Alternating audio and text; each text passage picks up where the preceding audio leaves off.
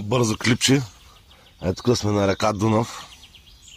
Да чакай уж някой рибка да са клъбнете, да ловим нещо.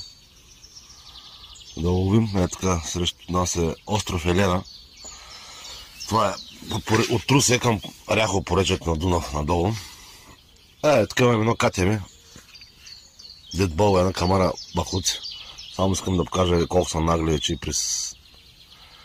и през седмицата вече са почнали да се изпускат бакуците. Нещо отвратително е. Отвратително, разберете. Нещо отвратително е. Не знам дали се вижда добре, защото свети слънцето още долу. Това нещо се намира горе-долу на 8-9 км от място, откъдето се замърсява. На момче Тодоров на бяла лодка беше коментирал преди време, ама нещо запряха. Аз ти да ви покажа.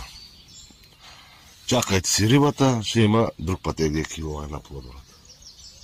Не знам дали се вижда на телефона, ама нещо отвратително е. Нещо отвратително е. Да. Отвратително нещо, къде остава. Това са 8 км надолу. Пък може би вече стигат на 20 надолу. Продължава мизерията. И това е река.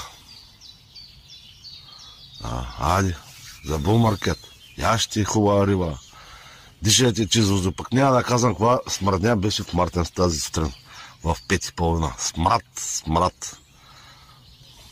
Да.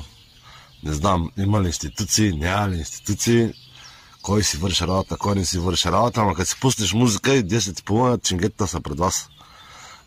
За всички европейци. Не, този клип го правя специално за тези, които са мислят за големите европейци.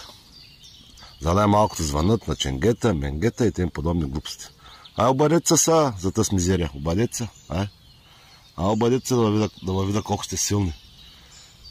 Нищо не става от никой. Българите са гадна нация. Гадна. Ето, гледай. Мизерия.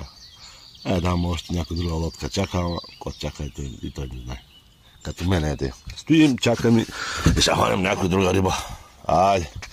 Пратен риболов на всички рибари по река Дунав. Наблягайте на мезето, на ракицата, защото риба няма да има.